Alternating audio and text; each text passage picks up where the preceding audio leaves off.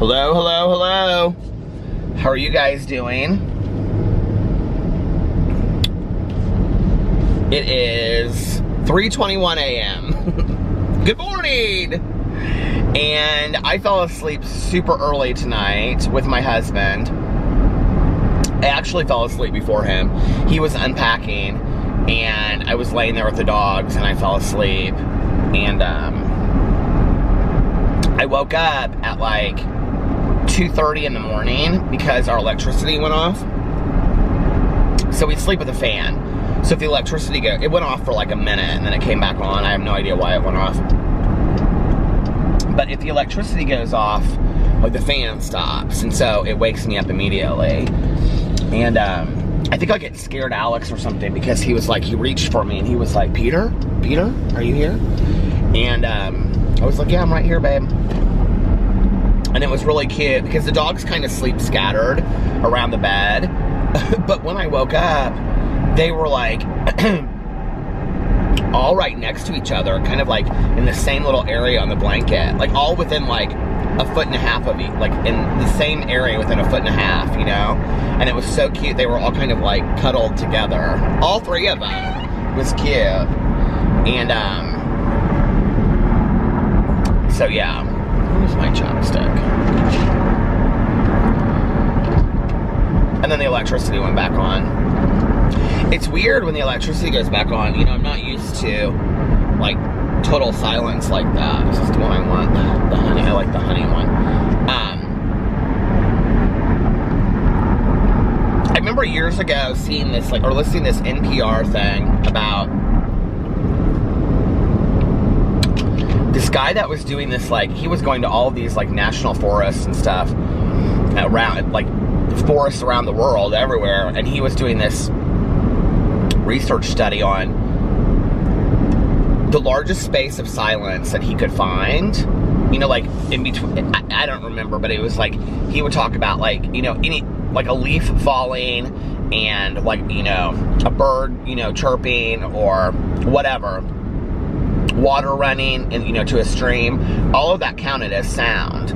But I don't think that we really think of that as sound sometimes, you know? And it was weird because, so the fan stopped, and I'm used to very, you know, obviously mechanical sounds when I sleep, that, you know, because of the fan. And all of a sudden, all I could hear were, like, the crickets. And our house kind of sits, you know, like, up in the woods a little bit. Not a big woods or anything, but just kind of back into the woods. And so we have, like, the sounds of a lot of crickets, you know? And they were almost kind of weirdly deafening. And I was like, I don't think I could sleep having to listen to that every night. I know some people love it. My mom loved the sounds of nature. She loved just having her windows open. And see, like, the allergies are already affecting me. Like, I woke up today and my allergies were just like, my eyes were watering and I was sneezing and stuff because it must be early allergy season this year. I feel like I'm just kind of like all the time being affected by allergies anymore. But like the fall and the spring are always the worst for me. And so as I start to sniffle, but my mom loved to sleep with the windows open when I was growing up as a kid. And in fact, like in the summers when it was really hot outside, because our house was like literally in the woods, 3/4 of it were in the woods, in like a thick woods, it got really cool at night, you know, in the woods. So she would open the windows at like 7, when it started getting dark outside, you know, she would open the windows, and then the breeze would like come through from the woods into the house, and then, you know, through the other side and cool the house down. And she just didn't like to have air conditioning on a lot. A, she didn't like to pay for it, and B, she just didn't love to have air conditioning on. She liked her house to smell like fresh air. She always did.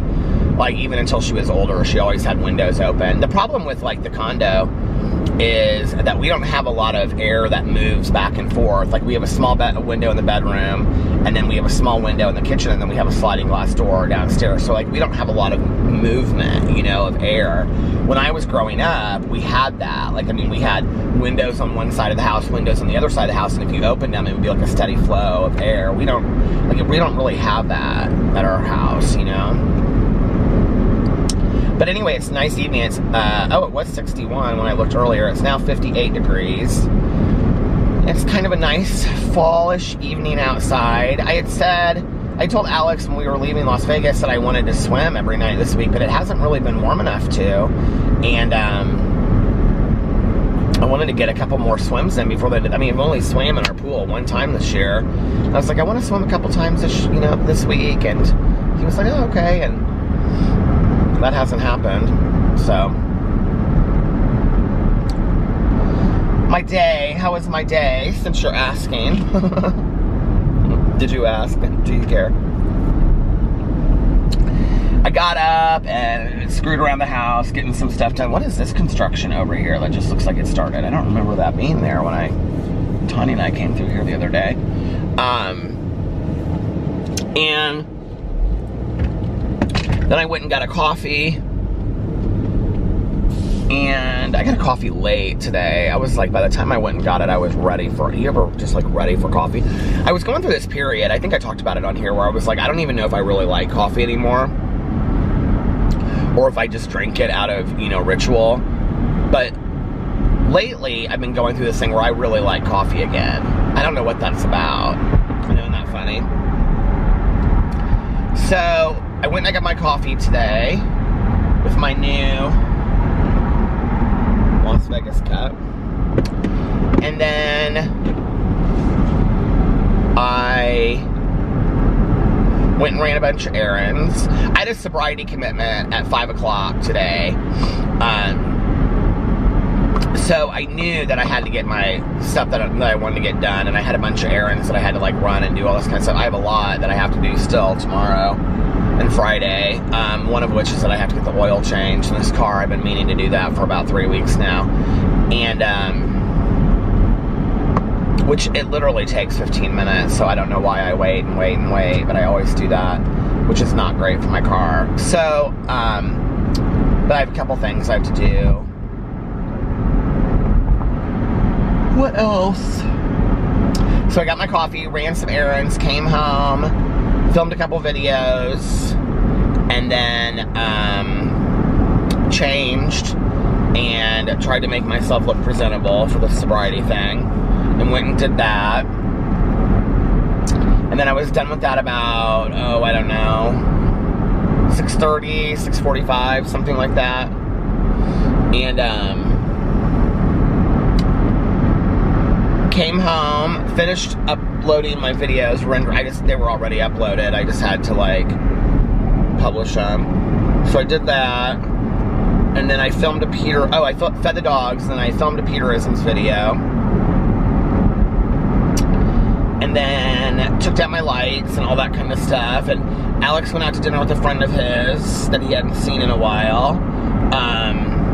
They just kind of were catching up. So then he came home. He was like, he got home early. He wasn't at his dinner very late at all, because he wanted to unpack. We were going to watch Pose tonight, but I told him, I said, I am so tired, can we watch it tomorrow? So we're going to watch it tomorrow, the season finale of Pose. And then he leaves on Friday to go to Chicago for North Coast Music Festival, and I have PP and Peter's Bachelor Weekend.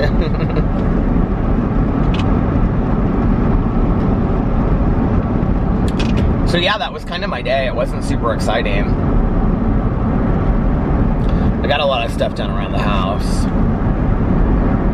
This weekend while Alex is gone, one of my goals is to get the closet done, or at least get the closet started. So it's like one of my huge goals this weekend.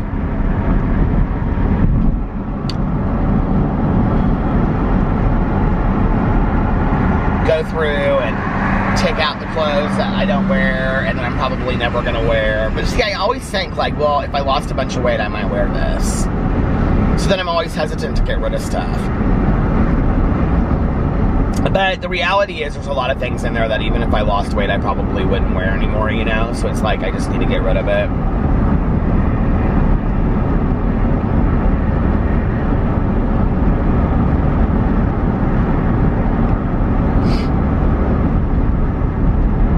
I was having some real weird dream too again tonight. I can't remember what it was.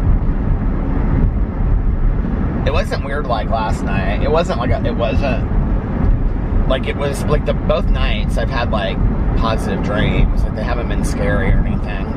I have a history of having, I haven't actually had them in a while, I shouldn't say that, but I used to have night terrors.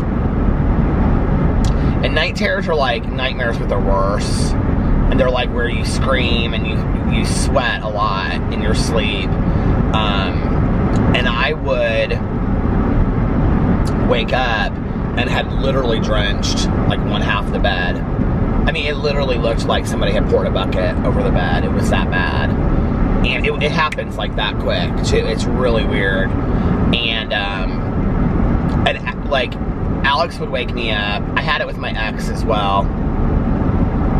When Alex wakes me up from it, I haven't had it in a long time. When Alex when he would wake me up from it in the past, so he would say it was like this almost kind of really scary guttural moaning. I'd be like, ah! It was like scary like that.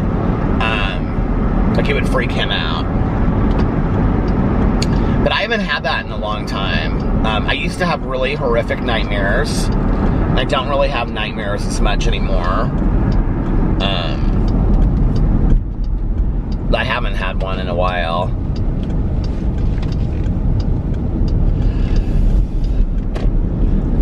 I think dreams and all that stuff are very interesting. I'm very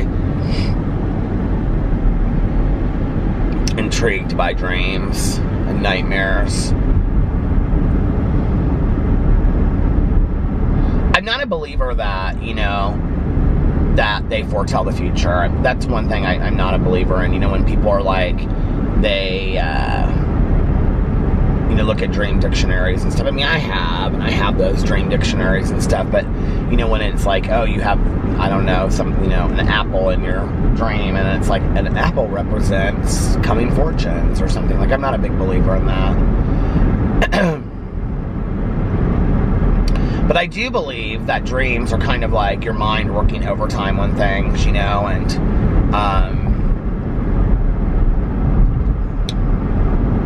and I think often when we're like stressed out in our personal life, I don't know, you know, I'm looking back on it, it's like I don't have, to be honest with you, in like my personal life, I don't have a lot to be stressed out about. Maybe that's why I'm not having nightmares, you know. And I think the times that I had them were times that I was working 60 and 70 hours a week, and I did feel stretched thin, you know, and maybe that's what it was. Maybe it was my mind working overtime or something, who knows, you know what I mean?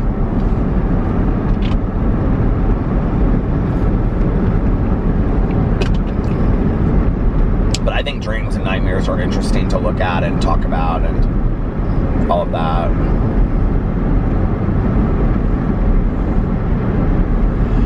I just realized my friend that moved back here texted me yesterday and I forgot to text him.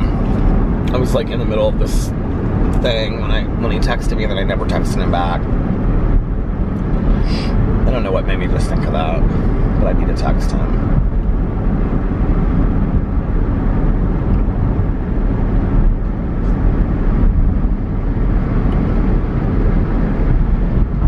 Do you ever just crave stuff weird for no reason? Like, I'm craving chocolate and peanut butter right now, and I don't even know why.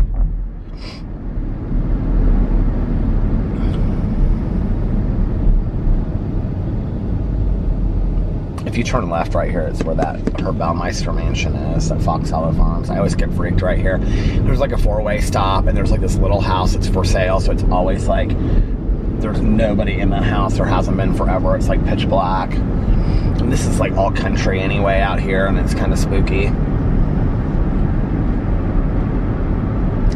I don't know why I scare myself with all that stuff. I should some night take a completely different route and drive it, like instead of driving the same 2 destinations. Well, 3 actually, if I go on the interstate.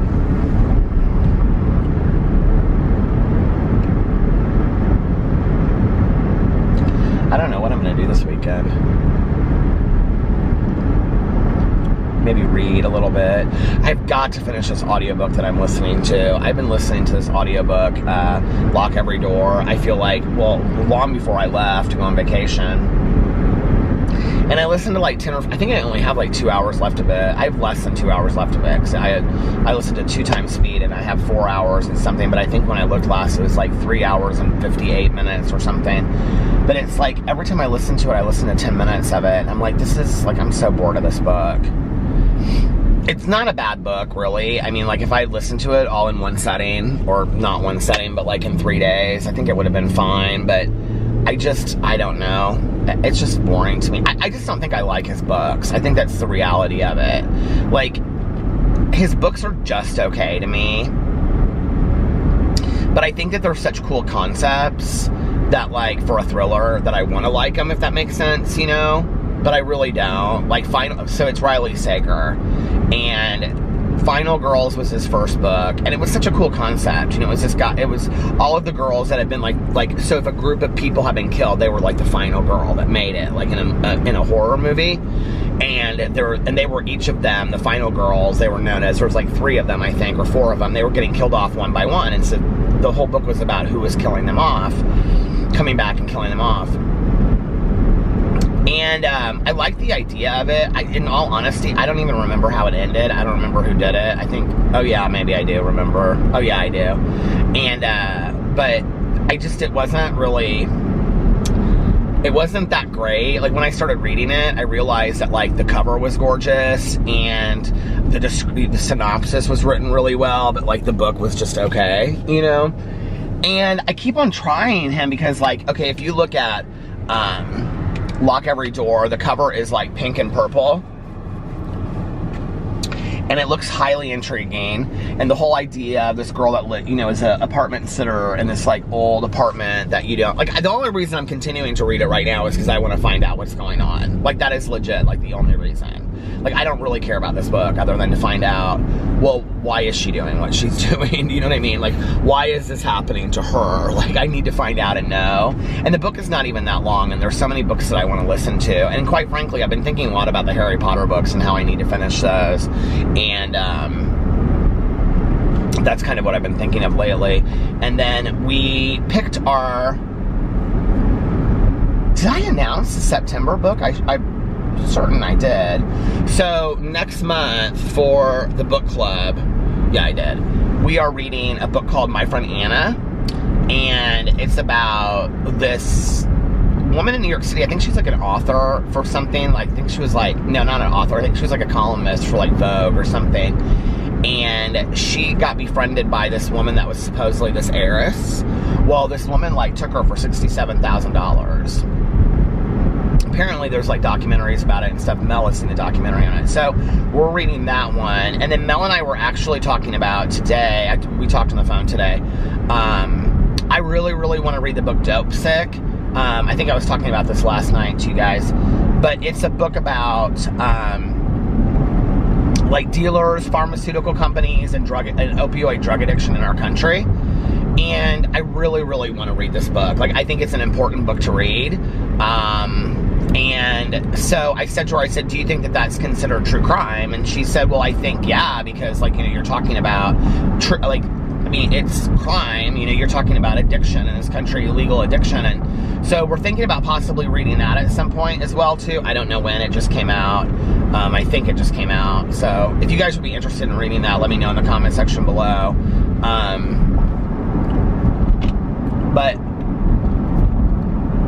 And then she picks next month's book because it's her birthday month, and so she wanted to pick whatever book she wanted. It's going to be something about the mob. She loves the mob, so it's going to be something about the mob. And I think going into January, what we're going to do is, I mean, we have so much fun picking out the books together. Like, that's one of the things that's really fun about the book club. But we kind of talked about, like, her picking a book, me picking a book, her picking a book, me picking a book, and going back and forth, you know?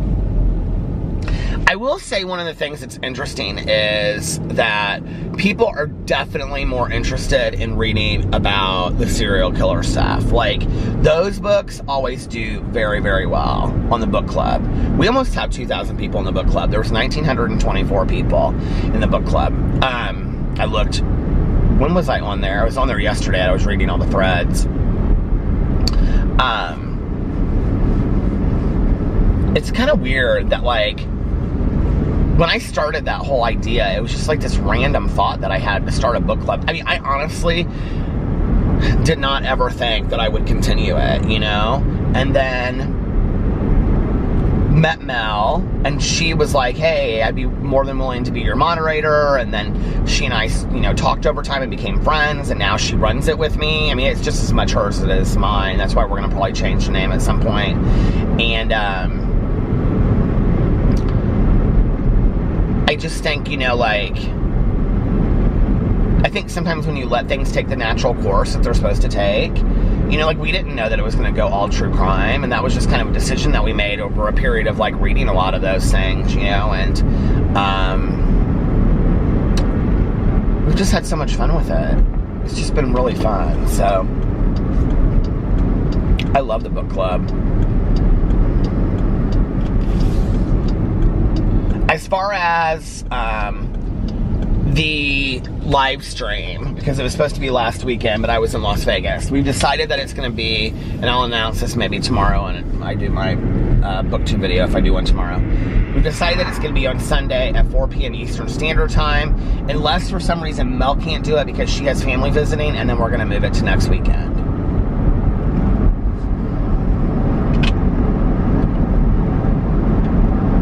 We had done a poll on the Goodreads page, but the poll is really, really close. It's like the difference of one person.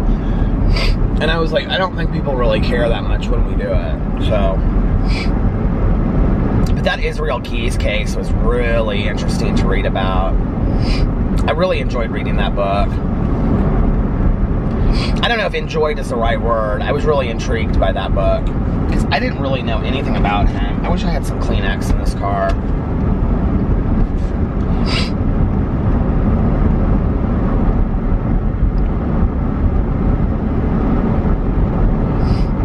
I think that's what's fun about, well, like, again, fun's the wrong word. I think that's what's interesting about reading, like, in that genre, is when you have an interest in a certain area, but then you read about someone or something that you have absolutely no clue about whatsoever, and you find out all new things about it. You know what I mean? I think that's interesting. Helter Skelter, I am so far behind on. It is gonna, I was telling Mel today, I said that live stream is gonna have to be in October. And she said, oh, I think that's kind of appropriate anyway. I was like, well, I hope so. I'll probably, when I finish, I don't know that I want to read Helter Skelter while Alex is out of town. I know, right? But I think that when I finish Lock Every Door, I should finish it tomorrow, sometime early. It's tomorrow, Thursday. And then if I listened to, I don't know, an hour or two of Helter Skelter on Friday, Saturday, and Sunday and Monday, that would knock out half the book, because that'd be 16 hours. Well, and I've already listened to, like, probably 6 of it. I think it's interesting. It's just really, really a long book, you know? I know a lot of people don't like it, because Vincent Bugliosi, who wrote it, is just like facts, right? But I think it's interesting. I think it's almost scarier because it is all facts, because it's just like so cold toned. It's gonna stop, hold on. Like, the tone of the writing is so cold that it almost kind of, it feels like the book itself, I don't know how to explain this, like the book itself feels cold-hearted when you're reading it. If you've read it, you'll know what I'm talking about. If you haven't, you're probably like, what? I don't get it. But I think it's an interesting read. I also think that if you're gonna do true crime, if you're gonna have a true crime book club, you have to read it. You know, it's like reading In Cold Blood by Truman Capote. I did not love that book. I thought the book was a bore-ass. But you have to read it. You know what I mean? It's part of the canon of true crime. And,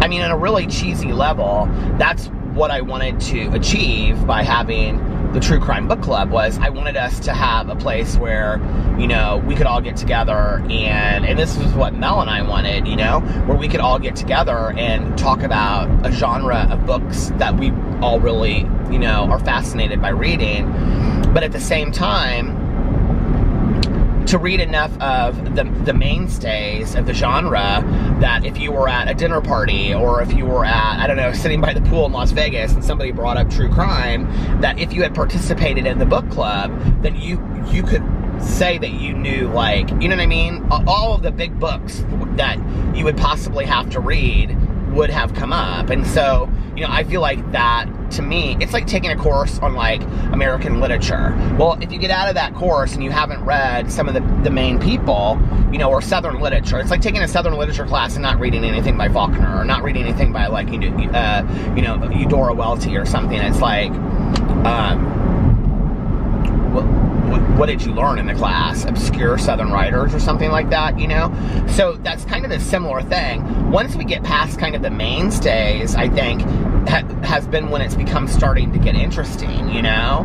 It's like, you know, we read The Stranger Beside Me by Anne Rule. Well, that's a must if you're going to read true crime. I mean, everybody has heard of that book. It's the book that put Anne Rule on the map, you know?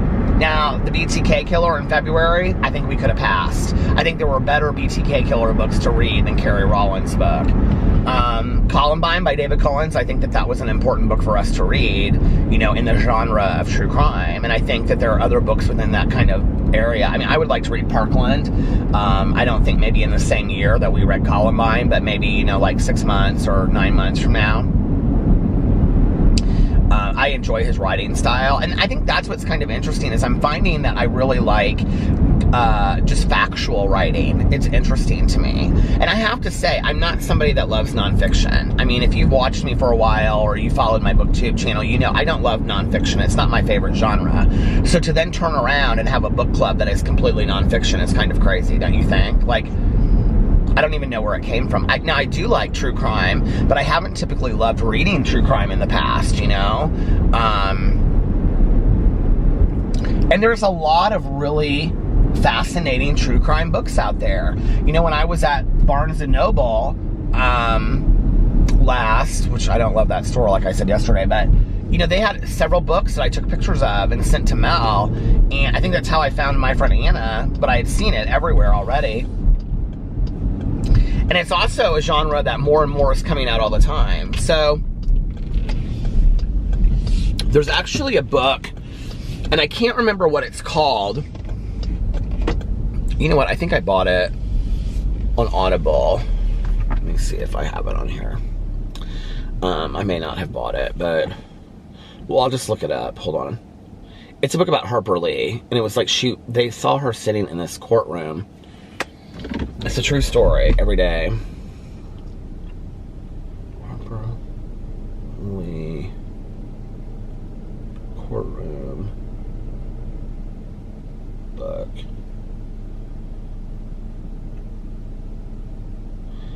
Is this it? Furious Hours? Furious Hours, Murder, Fraud, and the Last Trial of Harper Lee, who wrote To Kill a Mockingbird. It says it came out in 2015? That doesn't seem right. I just saw it. New details of Harper Lee true crime book revealed as briefcase mystery solved. What is this? Why won't it pull this article up? New details of Harper Lee true crime book revealed as briefcase mystery solved. A long-rumored briefcase containing research materials for the beginnings of a true crime book by Harper Lee has been found, confirming that the To Kill a Mockingbird author made a substantial start on a book that some believe exists somewhere in her estate. This is dated May 2019, Saturday, the 4th, May 2019. Writing in the Guardian Review about her new book, Furious Hours, which details her hunt for Lee's manuscript, author and journalist Casey Kapp reveals the breakthrough that occurred in 2017. Oh, so the book has to have come out after that. Sepp is one of just few individuals who have read the only known chapter of Lee's unpublished book, The Reverend, about the case of Reverend William Maxwell, a preacher in Alexandria City, Alabama. Maxwell was suspected of murdering two of his wives, his brother, a nephew, a neighbor, and one of his stepdaughters, but was never found guilty. Sepp has revealed that in 2017, she was contacted by the family of Maxwell's attorney, Tom Radney, who had assisted Lee's research for her unfinished book and remained in contact with her for decades. Radney's family said that Lee's estate was finally returning a briefcase belonging to the lawyer who had died in 2011. Radney had given her all his files in the case in 1977, but Lee's estate had long denied that she had held on to them. Replying to a request by the Radneys for its return in 2013, Lee's lawyer, Tanya B. Carter, wrote, "Unfortunately, Miss Lee does not have your grandfather's files. I'm sorry we were not able to help." Sepp was given access to the briefcase, which was stuffed with case records, depositions, court transcripts, letters, maps, newspaper clippings, and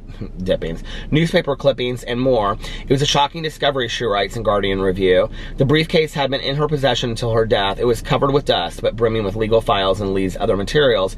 Everything from the catalog of an occult bookstore where she bought voodoo books to the warranty for the tape recorder she used while reporting on the Maxwell case. I'd spent years trying to reconstruct her work on the Reverend, and here were her files and photocopies, documents, and research. That's so crazy, isn't it? I don't know why the life of Harper Lee intrigues me so much. The most significant find was a single page of Lee's notes detailing her interview with the sister of Maxwell's first wife, which was identical in style to her work on her childhood friend Truman Capote's 1966 true crime classic, In Cold Blood. This brings me tears, I don't know why. But for the first time, Sepp writes, I had material evidence of their perfect echo with her reporting in Alexander City. After almost 2 decades out of the public eye, while struggling with the success of her Pulitzer Prize-winning novel, Lee first heard about Maxwell in 1977 when he was shot in the head at the funeral of his final alleged victim, his stepdaughter, Shirley Ann Ellington. Maxwell was killed by a relative of Ellington, Robert Louis Burns, who was later acquitted by reason of insanity. The following year, Lee began interviewing police officers, attorneys, judges, reporters, and relatives. Can you imagine if this book had ever come out? Relatives of Maxwell's victims with the intent of writing a book. In her research, Lee learned Maxwell had made thousands of dollars from taking out dozens of insurance policies on his victims. He might not have believed in what he preached. He might not have believed in voodoo, but he had a profound and abiding belief in insurance, she wrote. A month after a second Lee book, Ghost Set a Watchman, was announced in 2015, which, loved that book. Sepp revealed in the New Yorker that the Radney family possessed a chapter by Lee that she had sent him decades before, consisting of 4 typed pages with the title, The Reverend, handwritten by Lee. In the margins, the chapter sees Lee refer to Maxwell by name, while renaming Radney as Jonathan Larkin, a possible sign that Lee was considering tackling the case in fiction. It has long been debated how far Lee got with the project. In 1987, she wrote to another writer also researching the case, I do believe that the Reverend Maxwell murdered at least 5 people, that his motive was greed, that he had an accomplice for 2 of the murders and an accessory for 1. The person I believe to have been his accomplice accessory is alive, well, and have enough, and living not 150 miles from you. I do not have enough hard facts about the actual crimes for a book-length account. But Radney and his family have long asserted that Lee told him she had written most of Radney and his family have long asserted that Lee told him she had written most of a book, with Radney telling a journalist in 1997, I still talk to Nell, that's Harper Lee. I still talk to Nell twice a year, and every time we talk, she says she's still working on it. While the Radney family was hopeful that the Reverend would be found after Ghost Set a Watchman was announced, her estate has been sealed since her death in 2016. Sepp believes whatever existed of the Reverend will remain unpublished and unknown until it's unsealed. So the book is called Furious Hours, Murder, Fraud, and the Last Trial of Harper Lee. And I want to read that so bad. So we're going to read that at some point.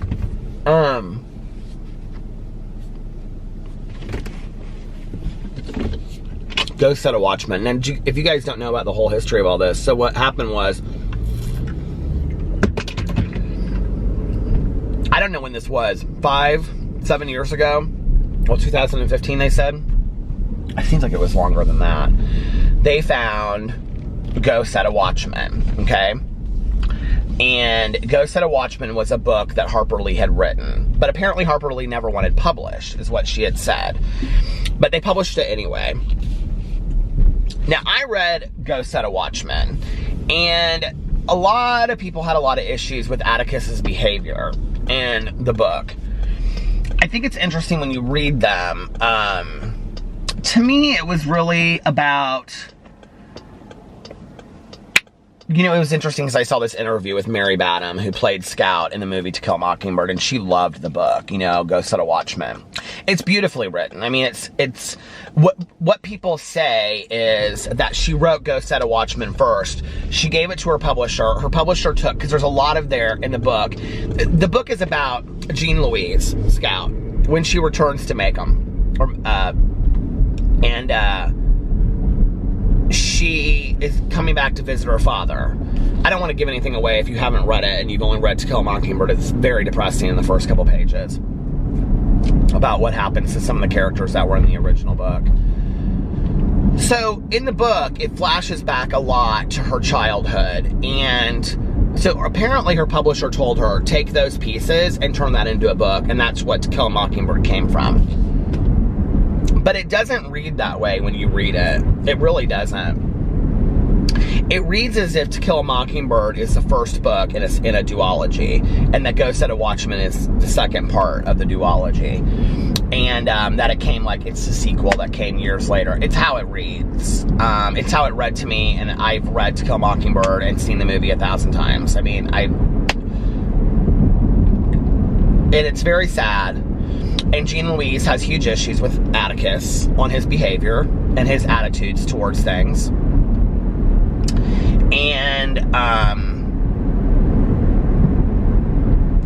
he's not the Atticus that you know in To Kill a Mockingbird. But the times have changed too, you know, and like I think that Harper Lee was trying to show that in the book. And really the book for me was a lot about Feet of Clay. You know, that we build our parents up to be these unbreakable idols. That we think that they are, you know, that they are hero. We hero worship our parents sometimes. Many of us do. Not everyone. You know, some people have horrible relationships with their parents, but like many of us do. Like I had that with my dad. You know, I hero worshipped my dad for years. You know, I never saw that he is a, you know, a human being that makes errors and mistakes as well.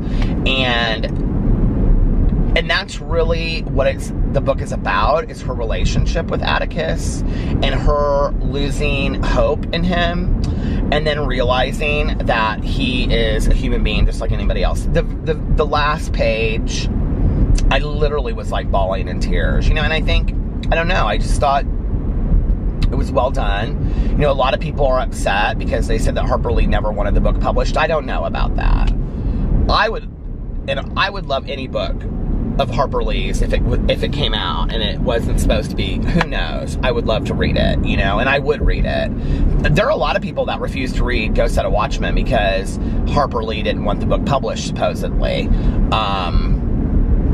I don't know how you love somebody so. It's like knowing that, like, if I knew there was a Stevie Nicks CD out there, you know, that she didn't, you know what I mean, if she had, like, was no longer with us, God forbid, and, you know, there was a CD out there, I mean, of course I would go buy it. I'm sorry. I mean, maybe that's horrible, but I don't know. And I wasn't let down by Go Set a Watchman either, you know. It definitely was depressing because they all had changed. You know, Jean Louise wasn't Scout. I loved To Kill a Mockingbird because of Scout. Scout's innocence. Scout's view of the world. I mean, you know, I grew up with Scout. And so for me to read about Jean Louise as a woman that wore skirts and was sexualized in the book was hard for me. Like, she's a sexual, sensual woman in Go Set a Watchman. A woman. She's not a girl. She's a woman thinking about marriage. And you know, that was hard for me to read because it's Scout and I have this image in my head, you know, and everybody's changed, you know. There was some, Calpurnia is a really important part of Go Set a Watchman. If you remember Calpurnia, who is their maid in To Kill a Mockingbird, I don't know, it's like, you know, for 30 years or so, I had wondered what had happened to all of them. I mean, this is what gets me emotional because, like, that was like my mom and I's book and movie, you know? And, you know, for my whole life, I wondered what happened, you know? After that Halloween night, you know, when they met Boo Radley, and then you get to find out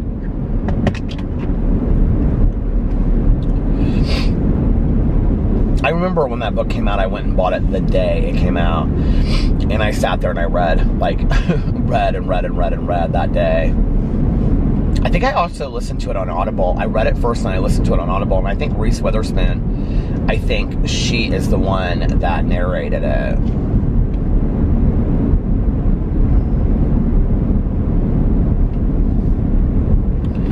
I was watching this show tonight. This is totally off subject, but I was watching this show tonight called, I swear to God, it's America's something. Why can't I not remember this? You guys, it is exactly like Family Feud, but it's called America's something. Do you guys know what I'm talking about? It even looks like Family Feud. And then they have this, like, United States of America, like, you know, symbol behind map. And then they'll ask a question, and then it'll be like, do you guys know what I'm talking about? It's on Game Show Network. I love Game Show Network. I turned on last night. Oh, this must have been right before Alex and I were going to bed, because it was 11 o'clock local news came on, and it was so depressing. I literally watched like 3 minutes of it, and I was like, I went to the remote, and I went Game Show Network. I don't want to know. I mean, I'm like, I read my news, and I keep up on what's going on, and I know what's going on, and I'm not ignorant, but it is so depressing out there in the world. You know, it's like, it's just as, like, every time I turn on the news, I just get more and more depressed. Is anybody out there like this with me, or are you news junkies? Like, my father is a total news junkie. He reads every newspaper, watches every news show, he knows everything that's going on. And I do think it's my responsibility to know what's going on in the world, right? So I do keep up with it. But, like, it was weird watching the news, the local news. It was almost like the newscaster was, like, kind of, like, uncomfortable even reporting how depressing the news was. It just was like, this is so depressing. Like, I was like, Game Show Network. I, like, changed it real quick to Family Feud. I don't know, it's so sad, you know? Does anybody else feel like that? Is it just me? People are probably like, yeah, okay, this is the same Peter that reads true crime. Yeah, I don't know what that interest comes from, but, like, well, how I differentiate it, I don't know. You know, it was like, I mean, like, right out of the gate, it's like, you know, like, 11 o'clock, local news, 3 killed in East Side shooting, a mother, and I'm like, oh my God, like, what is going on? You know, it's like, I can't.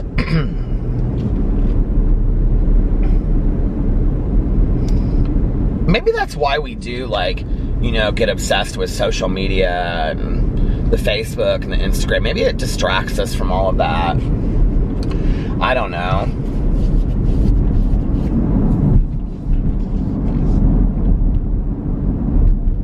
But then I feel like people are just so, well, really only on Facebook. People's opinions are just so righteous on Facebook, you know?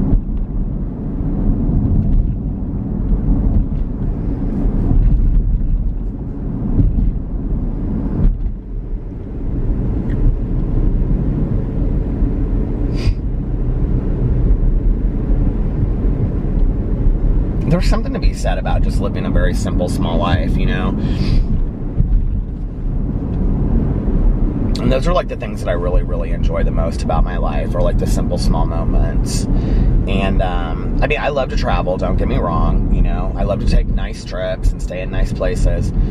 But, like, even that, like, staying in a hotel room and, like, hanging out in bed all day long with my husband, you know, like, watching TV and, you know, like, just whatever, going to eat a good meal, like,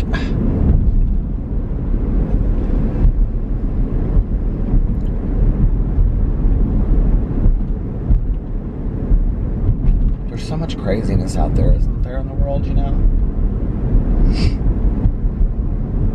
I don't know.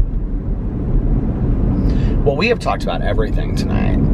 We have talked about what Peter did for the day. We've talked about Harper Lee. We've talked about true crime.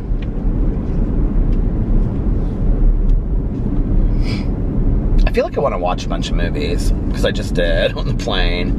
I watched an episode of Grace and Frankie last night. I I don't know what is taking me so long to get through these series on Orange is the New Black. I have Orange is the New Black and Wentworth. I haven't even started them. And I know I should probably watch them this weekend, but we'll see. I want to get done with Grace and Frankie. I think I'm on episode 8, and there's 13. So that's 8, 9, 10, 11, 12, 13. I have 6 more episodes left. I just finished the one called Tremors. Do you know which one that is? I love that show. But each episode's only like 25 minutes, and I don't know why it takes me so long to finish. I have no idea. Anyway, I'm going to do a little bit of a shorter vlog tonight. That's what I'm going to do, is I'm going to go home and I'm going to finish. I'm going to watch an episode of Grace and Frankie. If I watch an episode every day for the next 6, I will watch a half an hour every day for the next 6 days. I'll finish it. Okay, and I am like, I've got like a minute and a half until I'm at the end of this 23.5 minute cycle. So, I hope you guys are having an amazing Thursday, unless you have other plans. But like I always say, don't have other plans. Make today the best day of your life.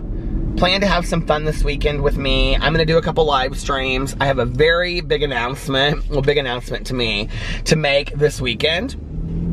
And kind of 2 announcements, honestly. It is also a PP and Peter's Bachelor weekend. And so we're going to have fun, and we'll do a live stream and do some games and all that kind of stuff. So yeah, you'll have to come join. And so I hope you're having an amazing Thursday. And if you're starting your weekend early and taking Friday off, then have a great weekend. We're going to have a fun weekend. It's going to be fun. And if nobody else has told you this today, I love you. Make sure that you look at yourself every day in the mirror and tell yourself how valuable you are, how important you are, and that, you know, self-love is really, really important. And I know that a lot of us out there struggle with that, and it's getting to the point where we really believe it, you know. And if you don't believe it, then we got to start on that every single day, right? And know that I love you. And most importantly, pass it on to somebody else. And look in the mirror and say, I love you. Don't forget that one too. But pass it on to somebody else and let them know how important they are to you every single day, because there are people out there that don't get to hear that. I love you guys, and I will see you tomorrow. Bye. Love ya.